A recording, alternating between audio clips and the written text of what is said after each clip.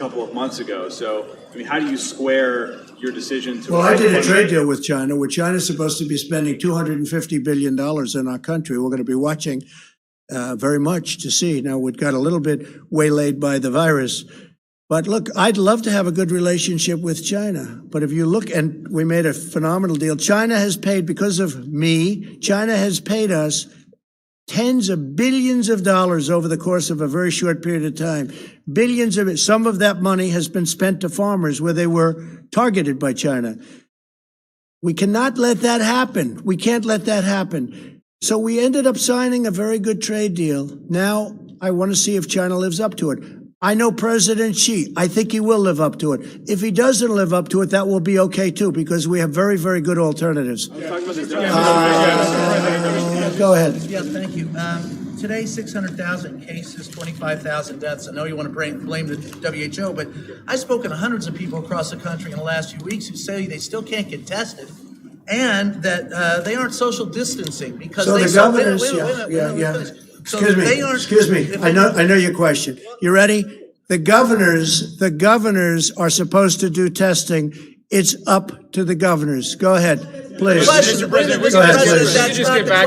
Quiet. If we could just get back to May 1. Mr. President, they are following your lead, that they are not social distancing. The governors are doing the testing. It's now not up, and it hasn't been up to the federal government. Go ahead. Mr. President, I have a quick follow on the WHO, but if May 1... I told them when they put this guy here, it's nothing but trouble. He's a showboat. If you keep talking, I'll leave, and you can have it out with the rest of these people. If you keep talking, I'm going to leave, and you can have it out with them. It's a simple question. Just a loudmouth. Go ahead. If you could kind of clarify, are you basically lifting your slow the spread before the May 1 deadline? No, I'm not at all. How many The governors are going to be running their individual states. Some of them will say, no, I can't open now. And some of them may last longer than we even would think. Others will say, I can. You can go. I don't want to mention states, but there are numerous states that are in great shape right now. They're viewing the rest of the country like, we don't even believe this is happening. We have a lot of those states. They're set to open practically now. I mean, they would be open now. We're going to let them open sooner than the date. We're going to pick a date. We're going to get a date that's good, but it's going to be very, very soon, sooner than the end of the month. But there are many states out there that are looking at this, and they're reviewing it, and they're saying, we shouldn't be even included in this. You know, there are some that want to open up almost now. Now, if we disagree with it, we're not going to let them open. We're not going to let them open. If some governor said, you know, has a lot of problems, a lot of cases, a lot of death, and they want to open early, we're not going to let it happen. So we're there to watch. We're there to help. But we're also there to be critics. And on testing, very important, we've always wanted the states to do the testing. We're now providing great testing, but the state has to provide the great testing. The state has to provide the ventilators, but they didn't do that. So we ended up going into the ventilator business, essentially, and we've made tens of thousands of ventilators, and we solved a big problem for the states. But we want them to do the testing, and we are there to help. Yeah, please. I have two questions, or I have a question on the One governors. question, just one. Well, I have a question on the governors, but first, can I follow up on Jordan's One question, go ahead. Can I follow up on Jordan's question? Do you want to walk back where you did praise China in January for being transparent about the I'm always coronavirus? respectful of China. I'm respectful of other countries. Why wouldn't I be respectful of China? In the meantime, China's paid us nothing in your last administration, nothing in any previous administration. They paid us tens of billions of dollars because of what we've done. And the trade deal we have, they have to give us $250 billion in purchases. Let's see if they do that. And they're also paying us 25% or $250 billion in tariffs. So we're taking in, wait a minute, we're taking in billions of dollars for China, from China. They never paid us 10 cents. That's a great thing. Now, if they don't produce, or if we find out bad things, we're not going to be happy. But right now, and we're doing that. That's what we're doing. Look, we have an investigation underway. We're paying almost $500 million. We have an investigation underway on the World Health Organization. We will find out exactly what went on. And we may be satisfied that it can be remedied, and we may be satisfied that it's so bad that it can't be remedied. And if it can't, we're going to go a different route. Question. You're criticizing the WHO for praising China for being transparent, but you also praise China for being transparent. I don't talk about China's transparency. January, Well, you know, if I'm so good to China, how come I was the only person, the only leader of a country that closed our borders tightly against China? And by the way, when I closed our border, that was long ahead of what you can ask anybody that was in the room. 21 people. I was the one person that wanted to do it. Deborah can tell you that better than anybody. I was the one person that wanted to do it. You know why? Because I don't believe everything I hear. And I closed. And if we didn't close our border early, very early, long before the kind of dates you're talking about, we would have had thousands and probably hundreds of thousands more deaths. Please. I'm talking about how Please, you that's enough. Thank you. President, last week you said that you would have data in the coming days about the coronavirus's disproportionate impact on Black Americans. Yes, that's being worked on very strongly. When will we have that? I would say within 2 weeks, and it's being worked on, Deborah. We're working on that very strongly. Okay, CDC is working, but we're getting reports on that. Yeah, please, go ahead. No, in the back, yeah. Mr. President, you're talking about reopening parts of the country by the end of the month, and if you do that, and as a result, you see a spike in cases in those areas. We may not, but we may not. You know, some countries haven't, some countries haven't. I'm watching other countries. I'm studying other countries as they open. I mean, I don't want to go into names because for some it would be a little bit embarrassing, but I'm studying other countries as we go along. So on that, we have looked at every country that's opened, some successfully, some okay. No total disaster, but some okay. And some have to go back to the hot spot and fix the hot spot. We think we're going to do it very successfully. Again, we have one country, but we have lots of different pieces. It's a puzzle. We have beautiful pieces, beautiful states with capable governors. They know when it's time to open, and we don't want to put pressure on anybody. I'm not going to put any pressure on any governor to open. I'm not going to say to Governor Cuomo, you got to open within 7 days. I want him to take his time, do it right, and then open New York. I'm not putting any pressure on the governors. Some of them don't need pressure or not pressure. I mean, they're ready to go. And that's a good thing. So we'll open it up in beautiful little pieces as it comes along. Please go ahead, behind you. Yes, just a quick question. You spoke about Governor Cuomo. Just wondering if you have any thoughts on some of his remarks from earlier today, where he basically said that were New York to be pressured to be open, it would cause a constitutional crisis. And he basically said that you declared yourself King Trump. So I'm wondering if you heard those thoughts. I've declared myself as king. You know, I heard he said that, but I didn't see the remarks. But he understands how we helped him. He needed help. We gave him 2,900 hospital beds. He didn't use them.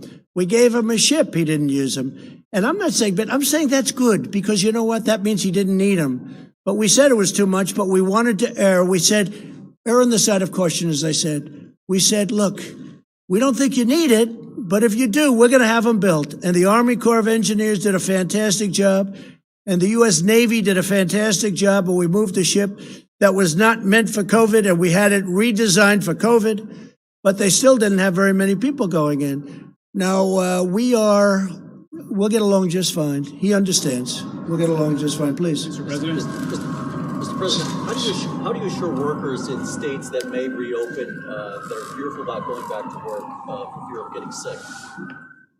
Talk up, please, louder. What's your assurance to workers who are asked to go back to work but are fearful of doing so? Well, that's going to be up to the governors. The governors are going to want to make sure everything's safe. Now, I think that companies can do testing on a maybe weekly basis. You don't have to do it every day with the same worker, but they can do testing. They can do temperature gauges. They can do a lot of different things. And, you know, we're only talking about for a period of time. You know, eventually we want to get back to where we were. We want people actually sitting next to each other in ball games eventually. You know, we're not going to rip out every other seat in baseball stadiums and football stadiums. We want to go back to where we were. I want people to understand that. We're not going to be like the way you are. We have 300 reporters in the back that want to sit. Look at this, the way this looks. I don't even like the way it looks, although I have a lot fewer reporters. That's okay with me. But look at the way this looks. I've never seen anything, John. I've never seen anything quite like it. But there are a lot of people. We don't want this. I don't want this. I don't want this. Eventually, we're going back where restaurants that had 150 seats. They're going to have 150 seats, not 50 seats, because they can't make it at 50 seats. But more importantly, the atmosphere is even better. We have to get used to it. We have to get used to it. I don't know that people are going to be shaking hands as readily. Some will. I said to some of the hospital people today, so will people be shaking hands again? And I must say, I was a little surprised. Most of them said probably, because there is some kind of a thing to it. I was never a big handshaker, but when I ran for politics, I said, I think I better start shaking people's hands. Go ahead, John. Mr. President, a couple of financial questions, if I could. Larry Kudlow said this morning that at the current run rate, the Paycheck Protection money will run out very soon. Plan to re-up it is stalled in Congress. What can you do as president to try to move that forward? Well, we're trying to get it done. The problem is the Democrats want to put all sorts of things. Last time they put Kennedy Center in, I hated putting Kennedy Center in. I have great respect for Kennedy Center. But I hated putting it in the bill because it's just not appropriate, right? But they wanted it in for whatever reason. They had their own political reason. And John, I said, watch the way that blows up, and it blew up. I think it blew up in their face. We want to take care of our workers. We'll worry about other things and other pet projects of Democrats and also Republicans later. But it's been a tremendously successful program. I think you see it. The banks have stepped up, hundreds of thousands of loan applications approved. Money is going out. It's been a tremendous program. Really, it's been. And obviously, it was at a point where we're almost, the money will be expired, and we could use a refill for the workers. We want to be able to make sure that small businesses stay open, John, and I think that'll happen. Yeah, go ahead, please. Mr. President, today California's governor set out a list of 6 criteria for reopening the economy there. Did he consult with you on that? And also, you said earlier that there were as many as 20 states that could reopen their economies as early as May 1st. Could you list some of those? No, I didn't say all of them by May 1st, but there are 20 states. Actually, I was given a number. 29 states are in very, very good shape. I don't want to say whether or not the governor spoke with me about that, but we've had a very good relationship.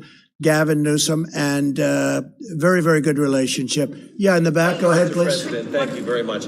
I have 2 questions. One is from a One question. But a person who can't be here, and so I... Who cares? So if you can't be here, that's too bad, right? All right. Well, one question that I have is about from the United Nations, the economist Maximo Torero says that there's a danger that the food supply could be interrupted during this pandemic, and I wanted to know what you're going to do about that. Well, I think our farmers are incredible. They're producing levels of food like just unbelievable. Our transportation, that's one of the reasons I have the transportation people on the line tomorrow for the delivery of the food. No, we're doing phenomenally with the food, and I will say the stores, Kroger and Walmart, which does a lot of the food, and many of the stores, they seem to be in very good shape, but I haven't heard that at all. We're going to be very strong on food supply. Okay, how about one more question? Go ahead, please. Yes, the death projections that you mentioned earlier are based on full social distancing until the end of May. So if you ease up on these guidelines now, how many more Americans do you think? Well, I'm not easing up. First of all, we'll have guidelines, even for the states that open, and there'll be guidelines. But we will not have any problem with that. Your question's a very interesting question. But the states that are opening are not states which will have a problem with that. Plus, they will have to adhere to guidelines until a certain point into the future when the enemy is vanquished. The reason they don't have a problem now is because of social distancing. So if the reason they don't have is partially, and some of that will stay in effect. Much of it will stay in effect for a period of time. But the reason also is they're different kinds of states. They have lots of room. They have fewer people, and they have lots of room. And that's one of the primary reasons. I want to thank you all very much. So a lot of positive things are happening. We're going to have some very strong recommendations for the governors. We're going to work with the governors. The governors are going to do a good job. And if they don't do a good job, we're going to come down on them very hard. We'll have no other choice. Thank you all very much. Thank you. Thank you. On testing, how on earth are we going to get to a point where we have millions and millions of tests where workers will be tested every day when they go to work?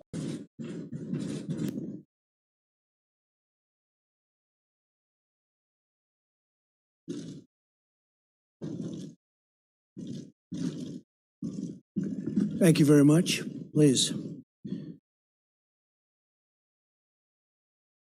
Very importantly, I'd like to begin by saying that we've just reached agreement, the Secretary of Treasury, Steve Mnuchin, with the major airlines, all of our great airlines, to participate in a payroll support program. This agreement will fully support airline industry workers, preserve the vital role airlines play in our economy, and protect taxpayers. Our airlines are now in good shape, and they will get over a very tough period of time that was not caused by them. The United States is continuing to make substantial progress in our war against the virus. We grieve at every precious life that has been lost to the invisible enemy, but through the darkness we can see the rays of light. We see that tunnel, and at the end of that tunnel we see light. We're starting to see it more than ever before. We've held our rate, the numbers, everything we've done. We've been very, very strong on it and very powerful on it. You look at what's happening in other countries, Spain, Italy, United Kingdom, we're working with them. We're trying to help them, especially with ventilators. They've been calling a lot. They need ventilators so badly. 15% of counties within the United States have 0 cases, and many counties within the United States have a very small number of cases. Large sections of our country are really looking at other sections and saying, wow, that looks bad, but they don't have the problem. I salute the American people for following our guidelines on social distancing. Even you people, it's so different looking out there when I look at you. Their devotion, your devotion, is saving lives. Today, I'm instructing my administration to halt funding of the World Health Organization while a review is conducted to assess the World Health Organization's role in severely mismanaging and covering up the spread of the coronavirus. Everybody knows what's going on there. American taxpayers provide between $400 million and $500 million per year to the WHO. In contrast, China contributes roughly $40 million a year, and even less. As the organization's leading sponsor, the United States has a duty to insist on full accountability. One of the most dangerous and costly decisions from the WHO was its disastrous decision to oppose travel restrictions from China and other nations. They were very much opposed to what we did. Fortunately, I was not convinced and suspended travel from China, saving untold numbers of lives. Thousands and thousands of people would have died. Had other nations likewise suspended travel from China, countless more lives would have been saved. Instead, look at the rest of the world, look at parts of Europe, other nations and regions who followed WHO guidelines and kept their borders open to China, accelerated the pandemic all around the world. Many countries said, we're going to listen to the WHO, and they have problems the likes of which they cannot believe. Nobody can believe. The decision of other major countries to keep travel open was one of the great tragedies and missed opportunities from the early days. The WHO's attack on travel restrictions put political correctness above life-saving measures. Travel bans work for the same reason that quarantines work. Pandemics depend on human-to-human transmission. Border control is fundamental to virus control. Since its establishment in 1948, the American people have generously supported the World Health Organization to provide